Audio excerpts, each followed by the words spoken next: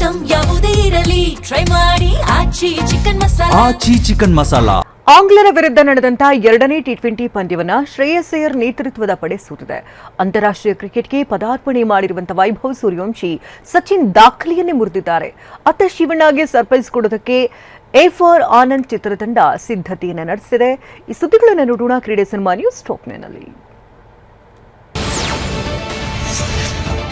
England ವಿರುದ್ಧದ 5 T20 ಪಂದ್ಯಗಳ ಸರಣಿಯ ಎರಡನೇ ಪಂದ್ಯದಲ್ಲಿ ಭಾರತ ತಂಡ ಸೋತಿದೆ. ಇಂಗ್ಲೆಂಡ್ನ ಮ್ಯಾಂಚೆಸ್ಟರ್ನಲ್ಲಿ ನಡೆದ ಪಂದ್ಯದಲ್ಲಿ ಮೊದಲು ಬ್ಯಾಟಿಂಗ್ ಮಾಡಿದ ಭಾರತ 190 ರನ್ ಗಳಿಸಿತ್ತು.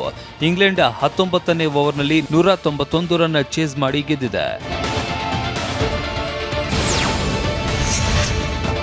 15 ವರ್ಷದ ವೈಭವ್ ಸೂರ್ಯವಂಶಿ ಅಂತಾರಾಷ್ಟ್ರೀಯ ಕ್ರಿಕೆಟ್ಗೆ ಪಾದಾರ್ಪಣೆ ಮಾಡಿದ್ದಾರೆ. ಇಂಗ್ಲೆಂಡ್ ವಿರುದ್ಧದ ಟಿ20 ಸರಣಿಯ ಎರಡನೇ ಪಂದ್ಯದಲ್ಲಿ ಅವಕಾಶ ಪಡೆದಿದ್ರು.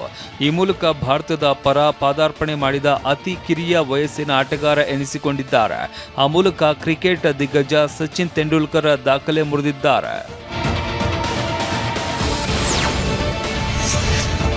ಟೀಂ ಇಂಡಿಯಾದ ಆಲ್ರೌಂಡರ್ ಅಕ್ಷರ್ ಪಟೇಲ್ ವಿಶೇಷ ಸಾಧನೆ ಮಾಡಿದ್ದಾರೆ. ಟಿ20 ವೃತ್ತಿ ಬದುಕಿನಲ್ಲಿ 100 ವಿಕೆಟ್ ಕಬಳಿಸಿದ್ದಾರೆ.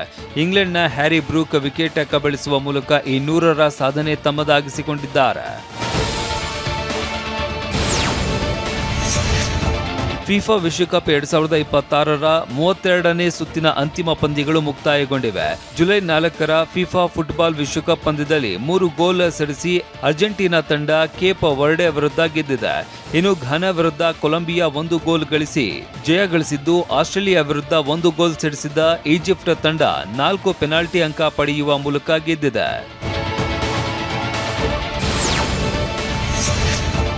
ಜುಲೈ 12ರಂದು ಶಿವಣ್ಣಗೆ ಹುಟ್ಟುಹಬ್ಬದ ಸಂಭ್ರಮ. ಈ ಹಿನ್ನೆಲೆ ಸಿನಿಮಾ ತಂಡಗಳಿಂದ ಸ್ಪೆಷಲ್ ಸರ್ಪ್ರೈಸ್ ಸಿಗಲಿದೆ. ಅದರಲ್ಲೂ ಟೈಟಲ್ ನಿಂದ ಭಾರಿ ಗಮನ ಸೆಳೆದಿದ್ದ ಎ ಫಾರ್ ಆನಂದ್ ಚಿತ್ರತಂಡ ಅಂದು ಸ್ಪೆಷಲ್ ಪ್ರೋಮೋ ಬಿಡುಗಡೆಗೆ ತಯಾರಿ ನಡೆಸಿದೆ. ಈ ಸಿನಿಮಾವನ್ನ ಗೀತಾ ಪಿಕ್ಚರ್ಸ್ ನಿರ್ಮಾಣ ಮಾಡ್ತಾ ಇದ್ದು, ಶ್ರೀನಿ ನಿರ್ದೇಶನ ಇದೆ.